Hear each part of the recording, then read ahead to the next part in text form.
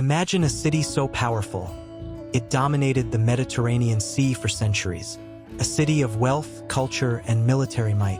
This was Carthage, a kingdom that rose to rival the greatest empire of its time, Rome. But in a bitter twist of fate, this once mighty civilization was reduced to ashes. How did it happen? And why did Rome stop at nothing to erase Carthage from history? Was it fear, ambition, or something far deeper? Our story begins over 800 years before the fall. Carthage, located in modern-day Tunisia, was founded by Phoenician settlers from Tyre.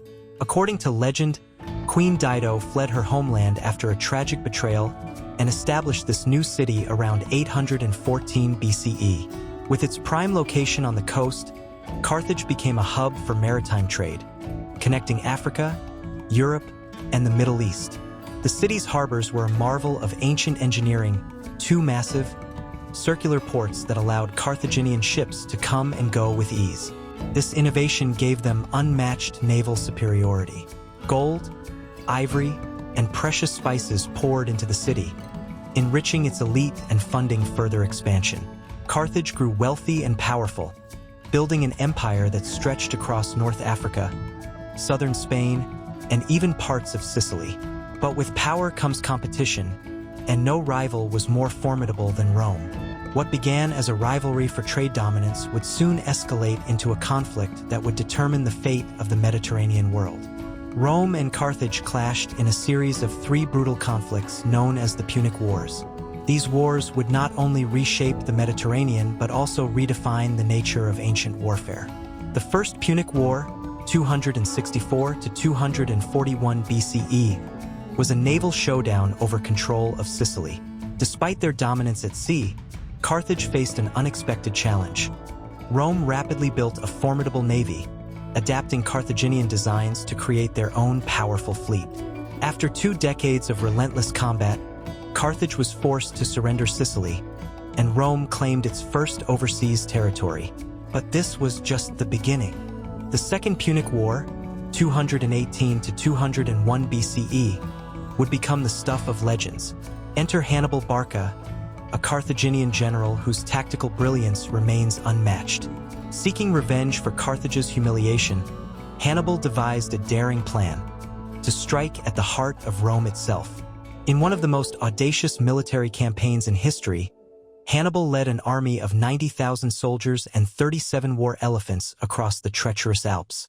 Against all odds, he arrived in Italy, where his forces inflicted devastating defeats on the Roman legions. The Battle of Cannae in 216 BCE was a masterpiece of strategy. Outnumbered, Hannibal encircled and annihilated a Roman army of 80,000 men. It was Rome's darkest hour. But even in the face of disaster, Rome refused to fall. The city adopted a strategy of attrition, wearing down Hannibal's forces and cutting off his supply lines. Meanwhile, a new Roman hero emerged, Scipio Africanus. Rather than confronting Hannibal in Italy, Scipio took the fight to North Africa, forcing Carthage to recall Hannibal from the Italian peninsula. The final confrontation came at the Battle of Zama in 202 BCE. There, Scipio outmaneuvered Hannibal and delivered a crushing blow. Carthage was defeated, its empire dismantled, and it was forced to pay crippling reparations to Rome. For decades, Carthage remained a shadow of its former self. Yet, despite the hardships, the city slowly regained its economic strength. Its merchants continued to thrive, and its influence in the region began to grow again. But this resurgence made Rome uneasy. No figure symbolized this fear more than Cato the Elder. A staunch Roman senator, Cato viewed Carthage as a lingering threat. At the end of every speech in the Senate, no matter the topic, he famously declared, "Carthago delenda est." Carthage must be destroyed. His words were more than just rhetoric. They became a call to action.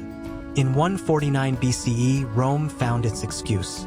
Claiming Carthage had violated the peace treaty by defending itself against local aggressors, the Roman Senate declared war. This Third Punic War was not a conflict for territory. It was an act of total annihilation. The siege of Carthage was a brutal and methodical campaign. For 3 years, the city was encircled by Roman forces under the command of Scipio Aemilianus, the adopted grandson of Scipio Africanus. The Carthaginians, though vastly outnumbered, fought with desperate tenacity. Inside the city walls, starvation and disease ravaged the population. Yet the defenders refused to surrender. Every citizen, including women and children, joined the fight, crafting weapons from whatever materials they could find. The determination of the Carthaginians shocked even their Roman enemies. In 146 BCE, the Romans breached the city's defenses. What followed was a week of unimaginable horror. The Roman army slaughtered thousands and enslaved the survivors. The city itself was systematically destroyed. According to ancient accounts, the Romans plowed the ruins with salt to curse the land, ensuring nothing would ever grow there again. Carthage, once a beacon of power and innovation, was no more.